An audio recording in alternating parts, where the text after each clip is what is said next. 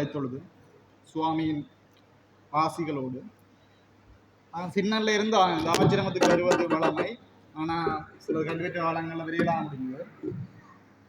இப்போ தொடர்ந்து வாரது. நான் புத்தகம் எடுக்க வலிக்கிட்டு நான் திருமணமான வீட்டில் வந்து போனால் இந்த புத்தகம் தான் கிடைக்கும்.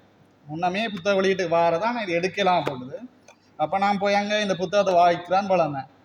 இப்போ சென்ற வாரம் தான் இந்த புத்தகம் எடுத்தோண்டு வீட்டை போனால் இந்த புத்தகத்தில் நான் ஒவ்வொரு நாளும் நான் ஒரு தனியார் கல்வியிலேயே கணித ஆசிரியராக இப்போ படிப்பிச்சு கொண்டு இருக்கேன். என் வேலை முடிச்சு வந்து குளிச்சுட்டு ஒரு கதையாக வாசிக்கிறதான் என்னுடைய வேலை. நீங்கள் எல்லாம் சரி அது போன பாப்பியல் என்ன நியூஸை நீங்களே ஃபீல் எல்லாம் கிண்டிக்குவீங்க.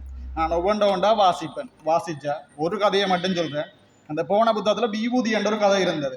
ஆனால் கெடிங் விபூதி. ஆனால் அந்த விபூதி என்ற தலைப்புக்குள்ளே இருந்தது முழுக்க எங்களோட சமயம் எப்படி போகுது, அந்த விபூதி எப்படி தயாரிக்கிறாங்க, இப்போ என்ன நடக்குது, ஏன் அது பாவிக்கிறாங்க, எப்படி மற்ற சமயம் எல்லாம் அவங்களை சொல்லுதுன்னு சொல்லுது. இப்படி சின்ன சின்ன ஒவ்வொரு ஒரு 60 பக்கம் கொண்டதான் இது. ஆனால் ஒவ்வொரு விஷயமும் ஒரு பெருமதியான விஷயமா இருக்கும். எங்களோட தனியார் கலை நிலையத்திலேயும் புத்தகம் வெளிக்கிறது ஒரு வருஷத்துல ஒரு காத்தான் வெளியிடணும். ஆனால் ஆக்கங்களை தேடி பிடிக்கிறதுன்ற கஷ்டம். ஒவ்வொரு பிள்ளைகிட்ட போய் கேட்கணும், ஆக்கம் கொண்டு வாங்க. இப்போ இந்த வெளியிட்டு அது ஒரு பிரிண்ட் ஆகி கொண்டு வர பெருமதி கூடவா இருக்கும். இப்போ ஒரு வருஷ சந்தா பணம் வெறும் 1000 ரூபா மட்டும்தான். நான் நினைக்கிறேன் இதை அடிச்சு எங்களோட வீட்டை வார தபால் செலவு கூட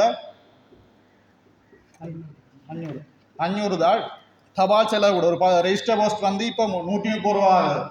அப்போ நீங்கள் வேண்டியதை படிச்சிங்களேன்னா உங்களுக்கு பிரியோசனமாக இருக்கு. ஒருக்கா படிச்சு பாத்தீங்களா?